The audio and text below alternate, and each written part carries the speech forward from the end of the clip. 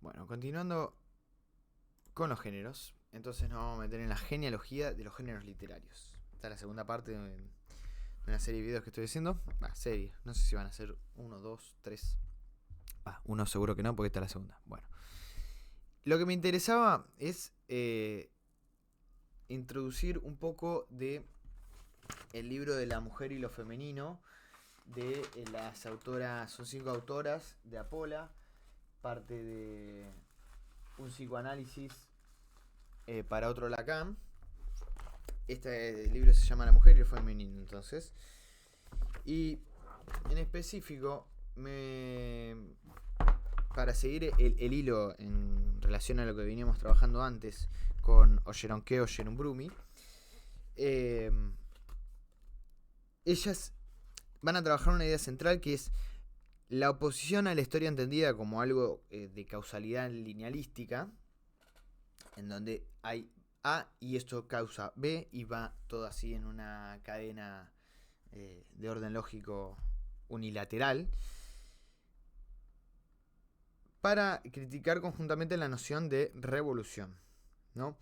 Es decir, van a trabajar más una noción de historia donde agrupan a distintos autores como Foucault, Baine, Davidson y Lacan, en donde se plantea la pregunta por las posibilidades de elección formal que tiene a su disposición una época y que permite vislumbrar otro tipo de posibilidades en tanto se trata de una conexión lógica temporal. ¿Qué quiere decir esto? Que podemos llegar a concebir la historia no tanto como un marco de sucesos brutos seguidos uno detrás de otros, sino como ciertas condiciones lógicas en lo que Foucault se llama episteme, de saberes, de un conjunto de prácticas, instituciones, bueno, podemos empezar a pensar cosas en torno a eso, pero que establecen qué es lo posible. Sobre todo se establece en realidad qué es lo imposible. Y en relación a lo que pensábamos antes, algo que trastoca el feminismo es la idea de que es imposible que no exista algo así como el género biológicamente dado. Mueve un imposible, por eso es que perturba tanto. Y de hecho, como vamos a ver después, los efectos reaccionarios son en realidad que le están dando alguna clave dentro de cómo funciona nuestra sociedad. Y esto es en palabras de Lacan, en el Notas preparatorias para el seminario 18 es esto. Dice, el hombre, la mujer, no tienen ninguna necesidad de hablar para ser tomados en un discurso. Como tales, ellos son hechos de discurso. ¿Por qué tomo esta cita? Porque es importante que ellas van a decir que el género es una realidad discursiva, pero se alejan mucho de la noción de discurso que se suele tomar en la gran cantidad de filosofía posmoderna y cualquier tipo de rama del posmodernismo, donde el discurso está homologado al habla, a lo que se dice, a los actos de habla de Austin y toda la lingüística, giro lingüístico y todo esto. Bueno, ellas se alejan un poco de esa noción de discurso. Toman una parte, pero se alejan también. ¿Por qué? Porque discurso es el lazo social sostenido en la lógica del significante. Esto quiere decir que tiene que ver con cómo se arma ese lazo justamente social, o sea, cómo se estructura la sociedad a partir de esta lógica significante que ya la profundizaremos en otro video, pero tiene que ver con cómo estos entramados de significados empiezan a constituir, como el género, nuestras percepciones del día a día. Como en eso ya hay involucrados saberes previos que justamente habilitan cierto tipo de posibilidades y no otras, que establecen el marco de lo posible. Y por tanto la historia es tomada como qué cosas fueron posibles y qué no en determinado momento, ¿no? Una de las lecturas no quiere decir que sea la única lectura posible de historia. Pero en relación a esto, ellas van a trabajar como la idea que intenta armar Lacan es justamente cómo en relación a una historia específica, no porque sea así esencialmente, ni para toda sociedad y cultura, sino a una historia específica, es decir, a una serie de posibilidades que acontecen, la figura de la mujer queda justamente como lo ajeno. ¿Vieron lo que nombré hoy en el video anterior de Simone de Beauvoir? Bueno, va por esa línea. Y que justamente empieza a comprar una función dentro de la cultura específica, y que mucho de lo que entonces veíamos antes tiene que ver con una función que toma dentro de ese marco de saberes y que por tanto está determinado no tanto por la biología, sino por un orden simbólico. Para mí, gran ejemplo de esto es Virginia Woolf, que en el Orlando de 1928, ella va mostrando cómo hay un mismo personaje que va cambiando de género y va cambiando hasta de personalidad, podríamos decir, de subjetividad, siendo la misma persona pero en distintas épocas. Y según el código estético de la época, adopta también un tipo de género literario. La pomposidad del barroco, el sentimentalismo del victoriano, el escepticismo del moderno y así, ¿no? Entonces, trabaja justamente como, a través de este personaje, de este cuerpo de él, porque el cuerpo es el mismo, pero cambia. Ese es un poco el juego que va haciendo, ¿no?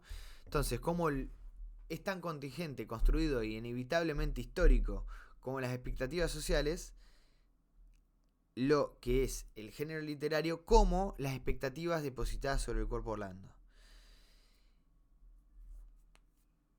Como, según la época y el género literario como representación de esa época específica, va a ir cambiando este personaje.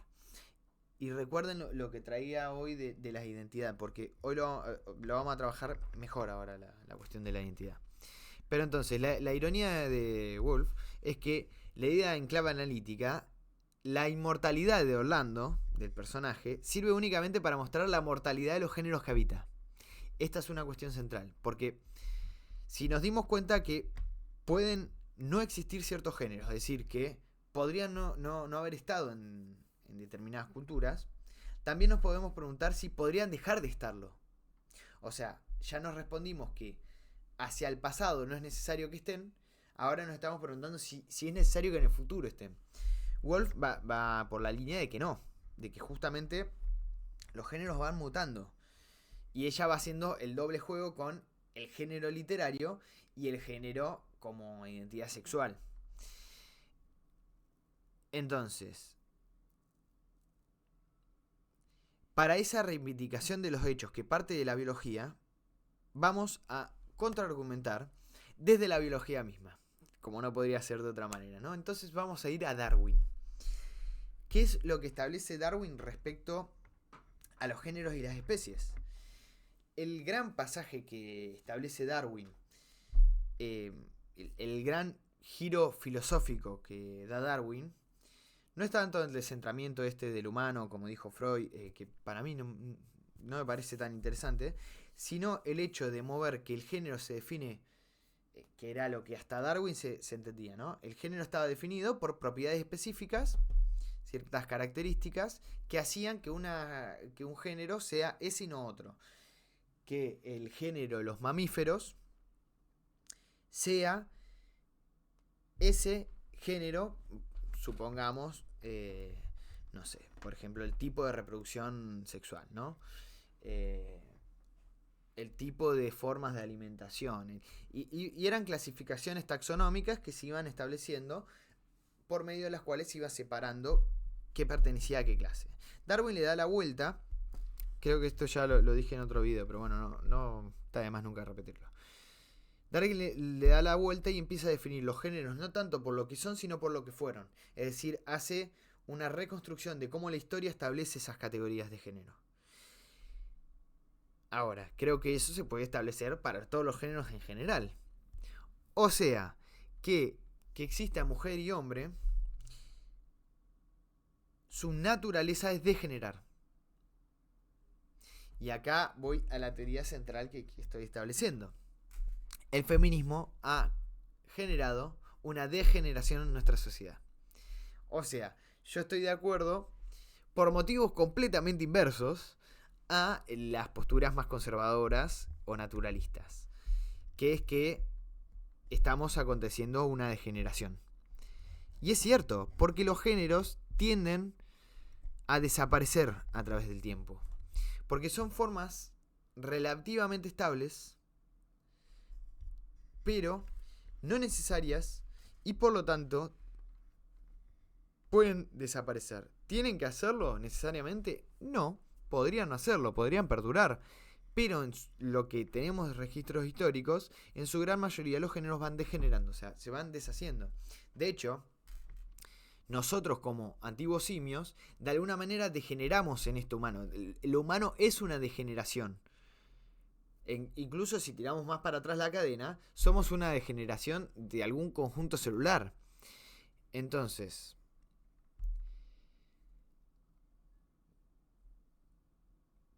no solamente sucede esto, sino que como estamos pensando la historia como una serie de posibilidades, también los géneros tienen relación a cómo nosotros tendemos a pensar el género como algo abstracto, pero en realidad solo podemos ver al género en sus realidades concretas. Es decir, vemos mujeres en general, en plural, ¿no?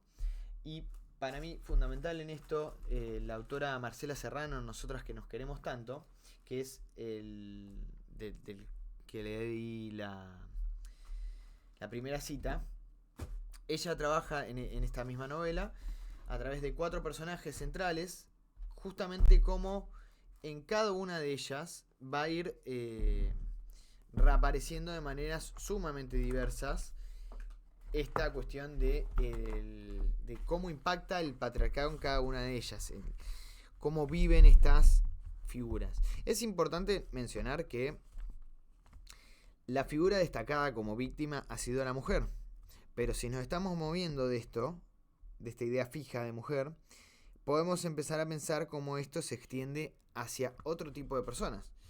Por ejemplo, las no binarias, por ejemplo, las intersexuales, por ejemplo, los hombres. Creo que de hecho este tema de cómo afecta el patriarcado de los hombres es un poco un tema en auge. Todo esto de las masculinidades y todo esto. Bien, nada, un paréntesis. Lo importante es que cada una de estas figuras nos va a presentar como un rasgo clave. Por ejemplo, tenemos a Ana, que es la protagonista, la que va a narrar todo esto, que representa más como una memoria colectiva de grupo y una búsqueda de equilibrio entre su pasado militante y su presente cotidiano. Como que ella representa un poco el pasaje de haber sido más, si se quiere por decirlo mal y pronto, más militante revolucionaria y demás, y ahora tiene una vida bastante tranquila. Después está María, que es como la más coqueta de grupo, así como encarna más la pasión y demás. Y simboliza más la lucha de la identidad más allá del deseo masculino. Hay una constante lucha de ella por superar esta cuestión de definirse por medio del deseo masculino. Y bueno, tiene sus vaivenes. Después está Sara, que es más intelectual, más racional, política y se dedica mucho al trabajo. Y justamente tiene la representación es la dificultad de conciliar la vida afectiva y personal con las exigencias de lucha y el proceso de ser profesional y destacar en su trabajo y demás, ¿no?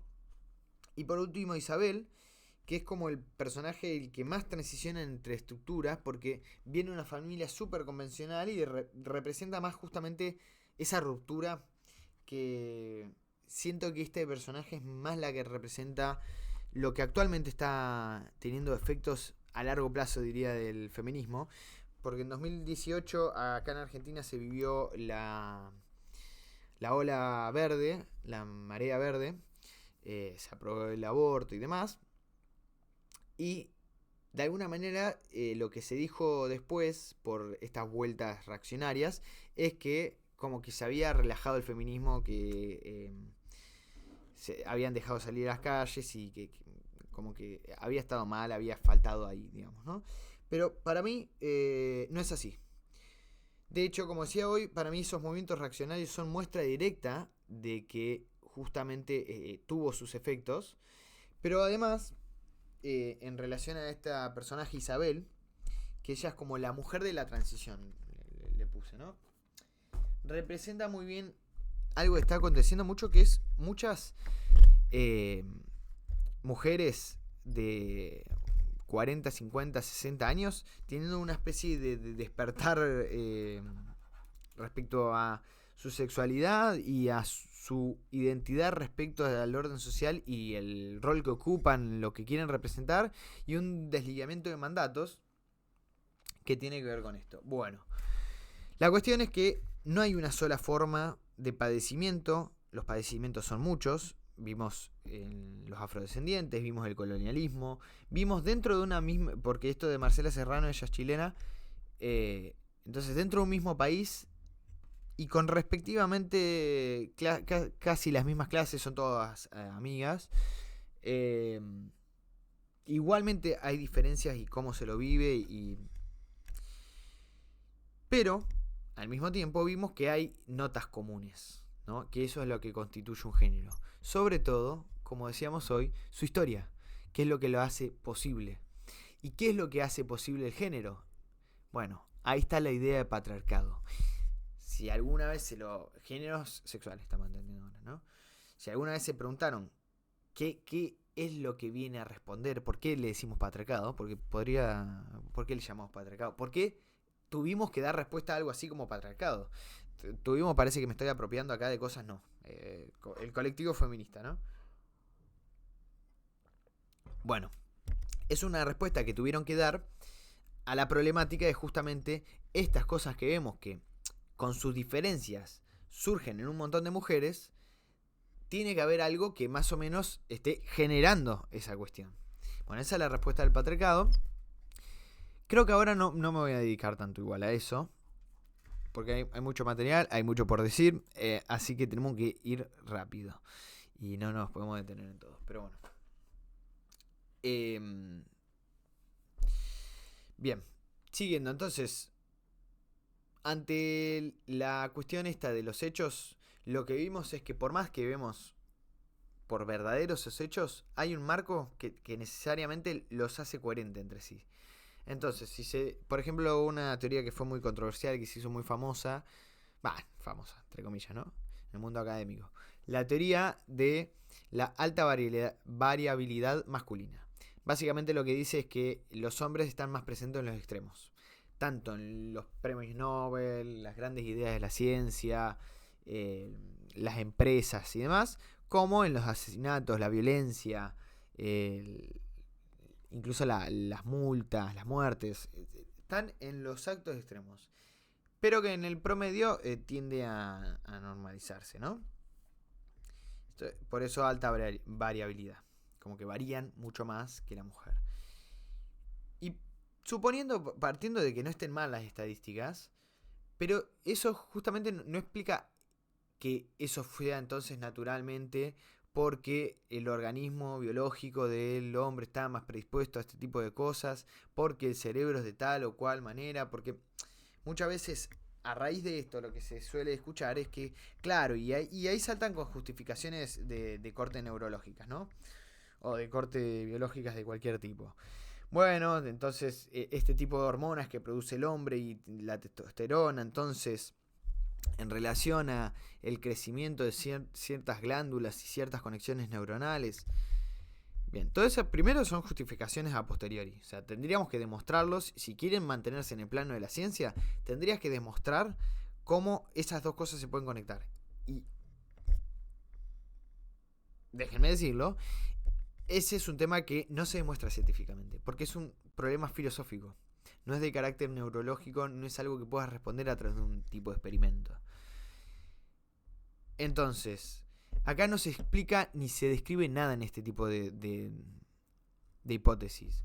Algo que al principio me sorprendió mucho, aunque uno ya está recurado de espanto y es muy normal en nuestra sociedad, En mi pueblo hace poco se habían hecho grupos donde se mandaban nudes, y esto en la adolescencia también he escuchado estas cosas. Se mandaban nudes de mujeres, según entendí era en Telegram, o en alguna red así, de ese estilo. Y estaba compuesto por varones, y vos tenías como clave de entrada, era como que te cobraba una cuota, algo así. Tenías que mandar una foto, pero si no mal recuerdo, creo que no le estoy errando, era específicamente de mujeres de allá del pueblo. Terrible, o sea, bueno, terrible. La cuestión es que, fíjense cómo, además, los géneros se van inmiccionando con otro tipo de géneros. En este caso, el género de la tecnología, si se quiere.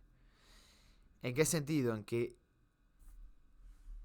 el celular, las redes sociales y todo este tipo de cosas habilitan otro nuevo tipo de posibilidades que antes no existían, pero no por sí solos, sino justamente en relación con estos roles machistas y estas masculinidades que tienden a hacer al varón creer que la mujer es un objeto para su bien, y que a su vez esos géneros van modificando la realidad, porque esa es la realidad de un adolescente. También la realidad de esa adolescente a la cual su foto está circulando, y podemos empezar a imaginar, digo, todo lo que gira en torno a eso, que bueno, es una realidad compleja. Respecto a los géneros, iba a meterme más en detalle con esto, es bastante largo, pero voy a decirlo mal y pronto. Géneros literarios, podemos ver cómo surgen y o perduran o desaparecen, no es necesario ninguna de las dos, pero que además estos los podemos verificar en su contexto de recepción. Por ejemplo, la novela epistolar surge a finales del siglo XVII, es un hito sobre todo de Love Letters, se le suele poner. Bueno, no importa, se cristaliza sobre todo con Pamela o la virtud de la recompensa, de Samuel Richardson, de 1740, y responde un poco a la unificación y el abatamiento de los sistemas postales en Inglaterra, el aumento exponencial de la alfabetización de la burguesía, el confinamiento de la mujer a lo doméstico, pero de la clase media alta, pero además que disponía de tiempo de ocio y carecía de la posibilidad de asistir a los espacios públicos, porque eso seguía restringido para los hombres. Entonces, ahí es donde se empieza a asociar mucho la novela a la mujer, ¿no? Sobre todo las novelas de corte menos intelectuales, ¿viste? Como que se les suele asociar más a este tipo de cosas. Bueno, lo importante es que responde a un contexto específico, y después, a su vez, esto es la única manera de verificar que se crea como un género, es que se empieza a repetir. Es decir, que después de esa primer... que esto siempre en retrospectiva se construye, que es la primera novela epistolar, ¿no? Pero se puede empezar a ver, y de hecho en la novela epistolar es muy buen ejemplo, porque enseguida empezó a provocar un montón de réplicas, incluso parodias, como Yamela de Henry Fielding, creo que era. Pero bueno, de alguna manera se institucionaliza, no en el sentido de que necesariamente tenga que existir un edificio al que puedas ir y ahí está el género, sino que esa forma nueva de hacer algo, en este caso una novela, que en un principio era contingente, o sea, nada te obligaba a que sea de esa manera, genera un tipo de reglas que se van repitiendo a través del tiempo. Y que esa es su manera, esa verificación a través de la recepción en el contexto, es la manera de verificar que realmente se generó algo nuevo, que se estableció como un género. Esto también empieza a verse como, por ejemplo, esto surge en Inglaterra y empieza a transnacionalizarse por medio de Goethe, Rousseau, entre otros autores, ¿no? El Waders de Goethe es uno de los que se toma como ejemplo. Bien, la novela gótica más o menos sigue el mismo podríamos hacerlo con todos los géneros. Yo estoy dando acá los que me parecieron más ilustrativos. La novela gótica también surge bajo acontecimientos específicos. Eh, sobre todo, se puede decir que son una forma de canalizar ansiedades políticas del momento, sobre todo provocados por la Revolución Francesa y el desplazamiento del terror político real hacia los castillos católicos extranjeros y pasados remotos, ¿no? Tiene que ver también con un aburrimiento de las aristocracias, de esa simetría neoclásica y racionalismo ilustrado que estaba como saturando. Fíjense cómo otros géneros también van empujando a la creación de nuevos géneros, porque se autosaturan. Es como que el propio género, por lo que establece, va creando, esto es muy hegeliano, ¿no?, sus propias condiciones de muerte, de desaparición. Bien, y se verifica de vuelta en el contexto de recepción de cómo la novela gótica forma un estandarizado y se produce a través de una infraestructura, por ejemplo las bibliotecas de alquiler, y además hay sellos masivos de editoriales. Esto es algo que empieza a aparecer sobre todo en el siglo XVIII, siglo XIX, y como Minerva, por ejemplo, Minerva Press creo que era, y bueno, se empieza a la reproducción de género industrializado. No es la única manera, o sea, no es necesario que para que exista un género literario sea a través de su reproducción industrial. Pero sí creo que no está fuera de la relación, específicamente para los géneros literarios, el tema de que surgen en el modelo mercantil, o por lo menos se refuerzan. Ya tenemos novelas de antes. Forzándolo, podemos decir incluso que muchas de las producciones griegas están ahí con las novelas, forzándolo muchísimo igual. Pero lo importante es esto. También la novela, lo que se llama Bildungsroman, que es como la novela de formación o la novela de aprendizaje, que es otro de este tipo. Lo importante es ver que con el tiempo de alguna manera pueden o desaparecer por completo. Hay distintos géneros literarios que directamente ya no se conciben, o pueden ir mutando de alguna manera hasta casi ser irreconocibles. Por ejemplo, todo esto me estoy basando sobre todo en el Franco Moretti, que hace el Atlas de la novela europea. Fíjense que es europeo, ¿sí? Hay un sesgo ahí. Bien, decía entonces que la novela gótica para este autor Moretti, él va a decir como que sufre una degradación de clase. Es como que es expulsado de la alta literatura y es absorbido por lo que se llaman como el penny dreamfuls, que es como folletines baratos para el consumo del proletario. Entonces, pasa a tener como 3 direcciones más o menos estables. El cuento de horror psicológico norteamericano, que ese lo representa sobre todo Poe, por ejemplo. La novela de sensación victoriana, que esa la podemos ver en Collins, por ejemplo. Wilkie Collins, creo que era. Y el gótico urbano, a finales de siglo, sobre todo a fin de siglo, de Stevenson, por ejemplo, en Los extraños casos de los doctores Jekyll y Mr. Hyde, ¿no? Entonces, ahí vemos como a diferencia del anterior, el anterior de la novela epistolar, es más difícil seguirle rasgo porque aparece pero demasiado deformada. Este tiene una forma más o menos estable que se mantiene, pero totalmente cambiado. Y de hecho, como que sigue abriendo nuevos tipos de posibilidades. No solamente desemboca en un nuevo género, sino que sigue siendo el mismo, pero abierto y reinventado, por así decirlo. Y la novela de formación, de alguna manera, muta y termina en una especie de anti-Bildungsroman, o sea, como una antinovela de formación. Visto, por ejemplo, en el retrato del artista adolescente de Joyce o La montaña mágica de Thomas Mann. Son como un género que perdura por medio de su inversión, por medio de su como que lo contrario así termina haciendo que se siga perdurando. Es interesante eso.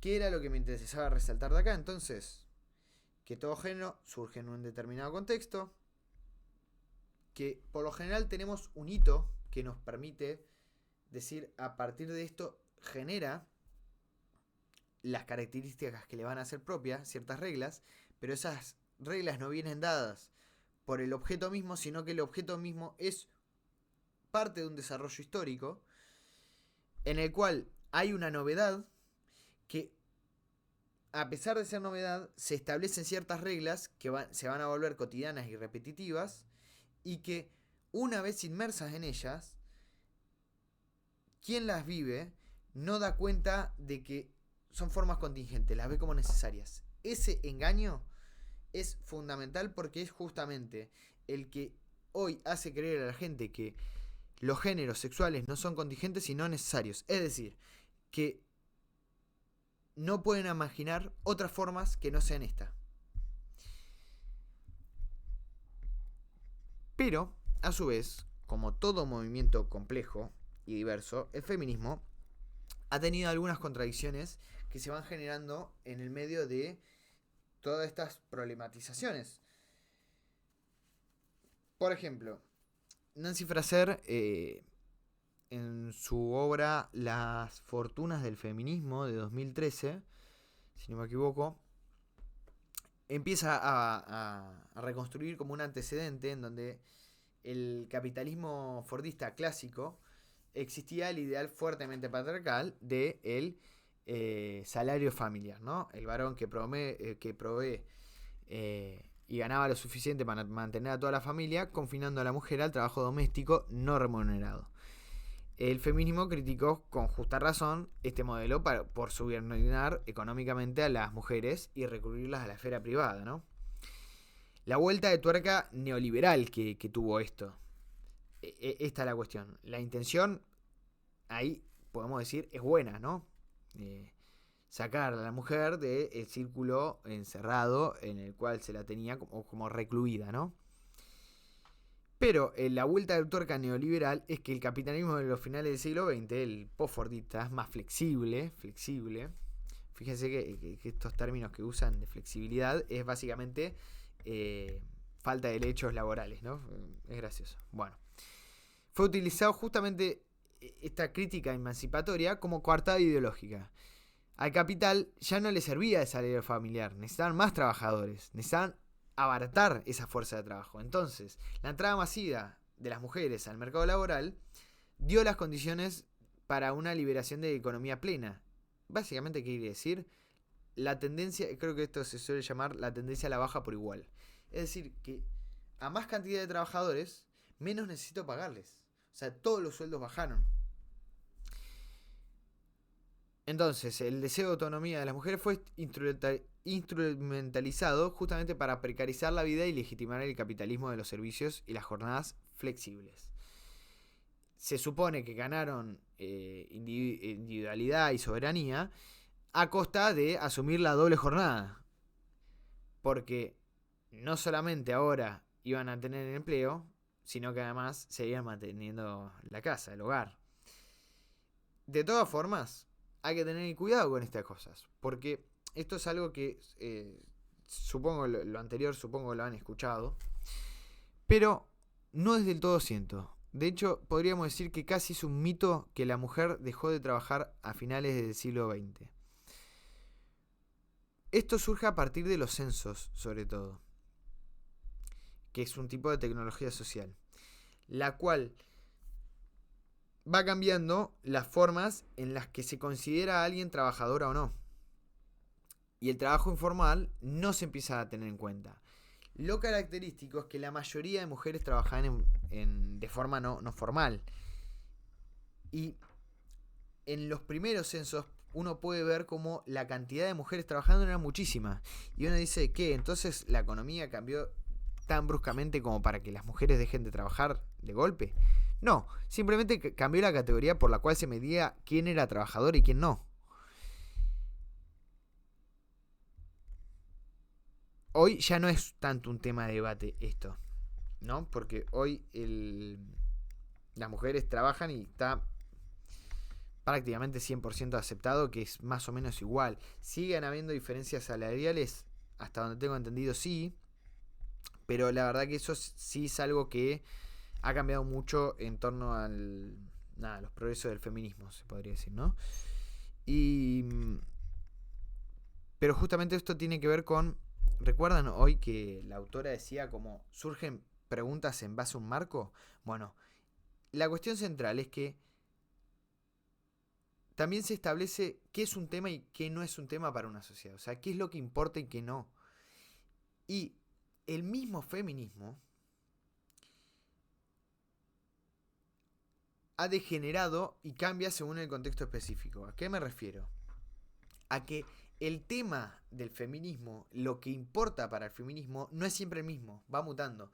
De ahí nace el concepto este de las olas feministas, que según tengo entendido hay un consenso más o menos que son 3, 4 o 5. Hagamos una estadística, 4. Pero cada oleada se la suele caracterizar por un tipo de demanda central en torno a la cual giraba, ¿no? Entonces va cambiando también. O sea, no solamente cambia el objeto que estudia, sino que los intereses que tiene el movimiento van cambiando. E incluso, si un movimiento se define por el tema al cual se dedica, también los feminismos van cambiando. O sea, no solamente hay muchos feminismos, sino que los mismos feminismos van cambiando a lo largo del tiempo. Bien. La idea de Simone de Beauvoir, por ejemplo, en el segundo sexo, que suele sugerir que la mujer ha estado siempre al yugo del hombre, y definida solo a través y a partir de él, y que el patriarcado existe desde hace miles de años, porque Simone de Beauvoir lo lleva incluso a la Biblia, a la época clásica, y lo lleva a distintos lugares, es un problema. ¿En qué sentido? Nos puede llevar a pensar que hay una esencia de la estructura del patriarcado,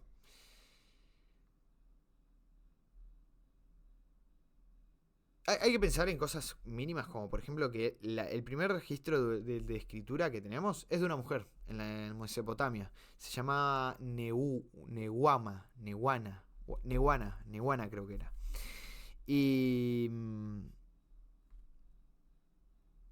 aplicarlo de modo salvaje a toda sociedad y cultura y a toda época, lo que hace es decir que el patriarcado es necesario. Y no es así. Bueno, siguiendo, también otra de las contradicciones que se han generado, y que en realidad yo acá la estoy dando de manera simple, pero cuando yo digo contradicciones son cosas que realmente son difíciles en posicionarse y ver una salida a eso, porque todas son con buenas intenciones, pero como dice el dicho, de buenas intenciones está labrado el infierno, ¿no?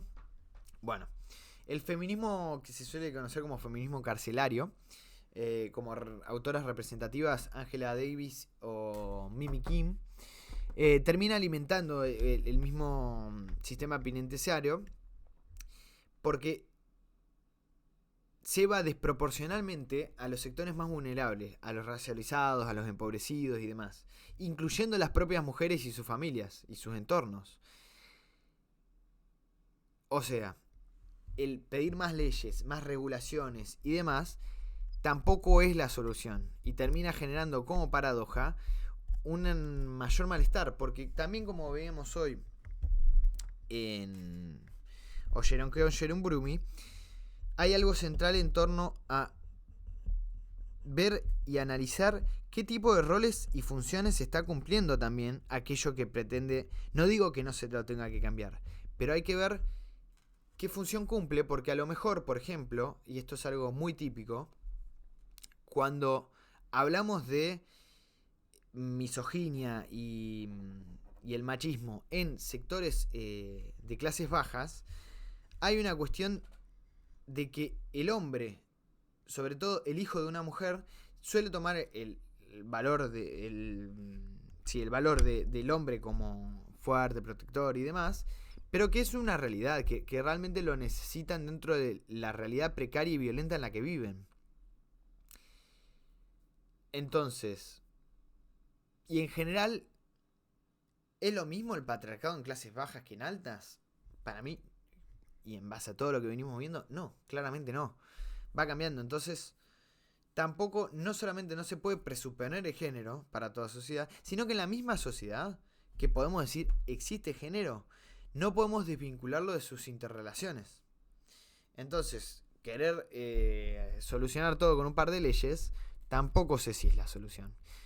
Y piensen si todo lo que venimos hablando no tiene que ver con cómo se piensan otros temas. A mí me interesó tanto este tema porque siento que el feminismo da en la clave de temas fundamentales y de temas que se debaten mucho, no solamente reducido a lo que se debate específicamente, sino en general. Bueno, tenemos el problema del lenguaje inclusivo también. ¿Se puede controlar el lenguaje? Y también otra cuestión respecto a la institucionalización que hablábamos. Si institucionalizamos y todos usan el lenguaje inclusivo, va a perder su carácter transgresor. O sea, creo que lo transgresor es que yo cuando estoy hablando digo todos, diga, ¿por qué dije todos? Y me dé cuenta de los juegos que hay ahí y de que no es natural que yo esté usando el todos. Pero si yo ya me acostumbro a usar todes, y no va, y si todos cuando escuchan todos están como, no va a ser más transgresor y va a perder como su carácter. Que de hecho es una forma que sobre todo las corrientes neoliberales han tendido a utilizar para aplacar movimientos de protesta de cualquier tipo. Normalizarlos. Con el feminismo ha pasado, o sea, las remeras y el merchandising en general del feminismo es un modo de aplacar, porque estás volviendo un reclamo,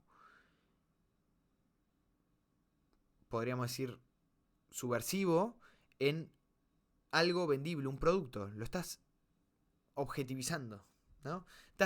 Es un varón siendo varón el patriarcado, ¿no? Y el capitalismo ahí se unen. Bueno.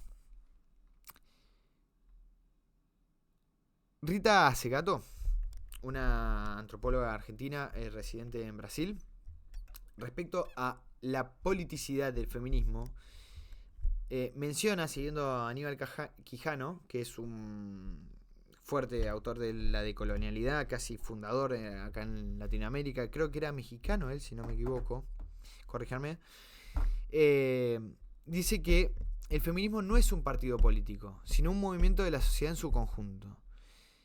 En la sociedad se está feminizando. Y las reacciones radicales como aumento en las violaciones, masculinidades tóxicas y demás, son justamente síntomas de cómo esta cuestión tiene sus efectos y de que se está en algún punto realmente problematizando algo. Se está dando al punto. La pregunta de fondo que está yaciendo acá la autora cuando menciona esto es: ¿quiénes son los actores del movimiento? ¿Cómo se constituye? ¿Y por qué ella da como respuesta que es un movimiento de la sociedad en su conjunto y no un partido? Porque el partido tiende a justamente reificarse, a tomar ciertos lugares comunes y demás. Pero ella lo lee no tanto como algunas, sino como incluso quienes son criticados son parte del movimiento. ¿En qué sentido? No le vamos a decir feminista a todo el mundo, obviamente. Pero en el sentido de que la sociedad entera está teniendo un cambio y que por más que cada tanto tengamos estos movimientos reaccionarios que parecen tirar todo para atrás, a nivel, por ejemplo, en algo tan concreto como los derechos, se puede ver un progreso en torno a eso, ¿no? Bien. Entonces, ya vamos llegando al final. Acá estuve más o menos comentando, medio, como que no terminé de argumentar mi posición específica, si se quiere. Hay mucho acá, claramente, o sea, esto es... Hay mucho. Yo cuando estaba haciendo como... leyendo así de lo que... de la biografía que tenía, que podía traer, es muy interesante, hay muchos debates acá. podría hacer más videos. Bueno, el argumento fuerte es partiendo desde Hegel, donde corrige el error fundamental de las teorías identitarias, tanto conservadoras como progresistas, trayéndolo a la actualidad, es operar bajo la lógica de lo que él llama Verstand, el entendimiento, que aísla las cosas como sustancias autoidénticas y que las denota con sus propiedades intrínsecas. Un espécimen es mujer o hombre por su biología o su alma. No importa si se reduce a una explicación a otra. Lo importante es que como que son autosostenidas, ¿sí? Necesitan solamente de sí. Hegel lo dinamita esto, demostrando cómo la sustancia en realidad es sujeto, es decir, es proceso y mediación. Entonces, la contingencia deviene en necesidad. Es decir, en un momento ocurre que un acontecimiento histórico, sea la emergencia de una reproducción sexual en la biología, la invención de una novela como El Quijote, la visión del lo que sea, dicho acontecimiento es pura contingencia. Podría no haber sido. Sin embargo, a medida que ese elemento interactúa relacionalmente con su entorno, empieza a estructurar las condiciones de posibilidades de los sucesos posteriores. Es decir, empieza a ser necesario para explicar cosas después. Entonces, el sustrato previo que se despliega en el tiempo hace que la esencia no sea eso, no es un sustrato que se da antes, sino el resultado del movimiento de las apariencias. Acá hay mucha terminología hegeliana que tendríamos que aclarar, pero lo importante es que se queden con... Podemos tomar una noción de esencia, pero es una esencia sin sustancia. Siguiendo en esta misma línea, tenemos a Butler con la performatividad, que nos puede servir como una forma de estabilización. O sea, yo a lo que me refiero es que estos géneros tienden a establecerse de alguna manera. O sea, no está todo cambiando todo el tiempo. ¿De qué manera? Una de las maneras de pensarlos, por ejemplo, con la performatividad, lo que veíamos hoy de actuar, es el efecto discursivo y material producido por la repetición utilizada en los actos a través del tiempo. Esto también lo veíamos antes en la clase del tiempo, del hábito. Pero es justamente como básicamente, hay una ilusión del origen. Es decir, como una repetición constante de ciertas normas corporales, institucionales, de la que sean, crea la ilusión de que existe un núcleo interno permanente. O sea, copiamos un original que en realidad no existe. Y por medio de esa repetición, lo naturalizamos y lo volvemos parte de nuestra identidad misma. Creemos que es nuestro, que viene de adentro.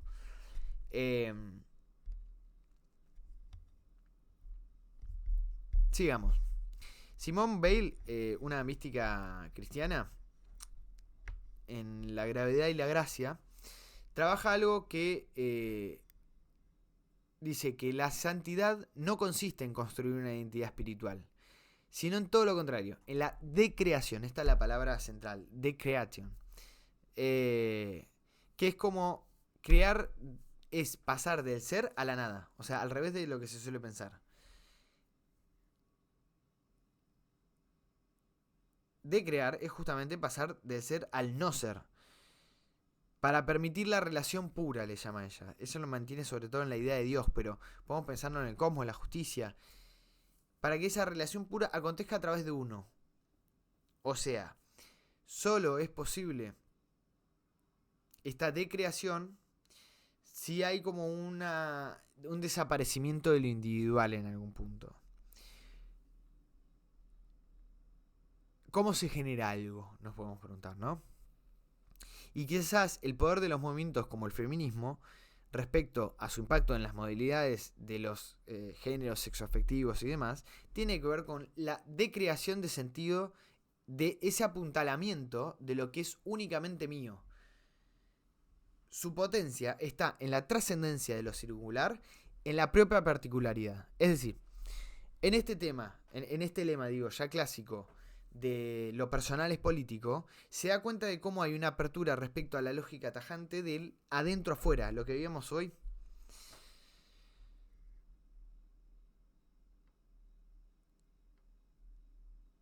lo personal es político es fundamental porque señala una característica que trasciende el género.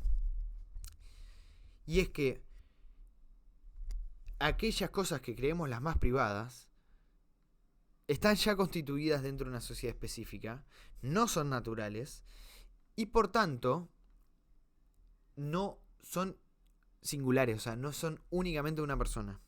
Los gustos. Hoy veíamos cómo la autora hablaba, por ejemplo, de la preponderancia de la visión sobre el oído.